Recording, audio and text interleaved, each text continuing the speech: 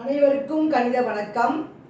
இப்போ பார்க்க போகிறது 7ஆம் வகுப்புக்குரிய கணக்கு முதல் பருவம் இயற்கணிதம். அதில் பார்த்தீங்கன்னா எடுத்துக்காட்டு 3.12 உள்ள கணக்காக பார்க்க போகிறோம்.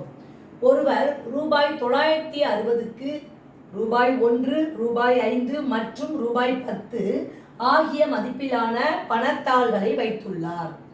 எத்தனை ரூபாய்க்கு? 960க்கு சமமா. இம்மூன்று மதிப்பில் உள்ள பணத்தாள்களின் எண்ணிக்கையும் சமமெனில் அவரிடம் உள்ள மொத்த பணத்தாள்களின் எண்ணிக்கை எவ்வளவு அப்படின்னு சொல்லி கொடுத்துருக்காங்க. மொத்தமாக இருக்கிற பணம் 960.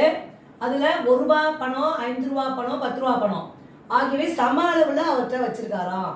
அப்போ அவரிடம் உள்ள பணத்தாளின் எண்ணிக்கை எவ்வளவுன்னு சொல்லி கணக்கு கேட்கப்பட்டிருக்கு. இப்போ பாருங்க, தீர்வுன்னு போட்டு முதல்ல என்ன எழுதியிருக்கான்னு பாருங்க. ஒவ்வொரு மதிப்பிலும் உள்ள பணத்தாளின் எண்ணிக்கையை நம்ம என்னன்னு வச்சுக்கிறோம்? எக்ஸ்ன்னு வச்சுக்கிறோம். அப்போ ஃபர்ஸ்ட் என்ன இருக்கு? 1 ரூபா. இப்போ 1 எக்ஸு ப்ளஸ் 5 எக்ஸு, 5 ரூபா கொடுத்துருக்காங்க. அடுத்து மற்றும் என்னது? 10 எக்ஸு ஈக்குவல்ட்டு எத்தனை ரூபா? டோட்டலாக 960. இதான் சமன்பாடு.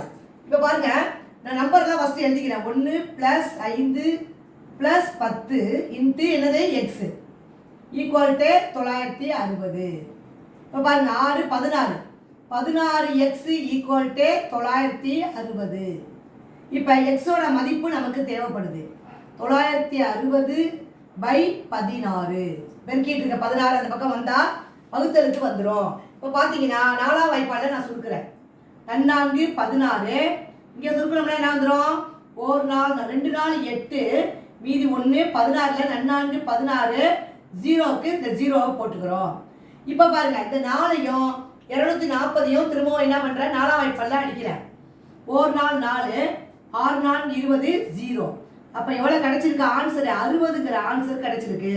அப்போ எக்ஸ் ஈக்குவல்ட்டு எவ்வளவு? 60. அப்போ கேட்கப்பட்ட கேள்வி என்ன? எனவே ஒவ்வொரு மதிப்பிலுமான பணத்தாளின் எண்ணிக்கை எவ்வளோ சமமாக இருக்குன்னு இருக்காங்க. எவ்வளோ வருது? ஆன்சர் வந்து 60. இந்த கணக்குக்குரிய விடை வந்து 60 அப்படிங்கிறது கிடைச்சிருக்கு. புரிஞ்சுங்களா?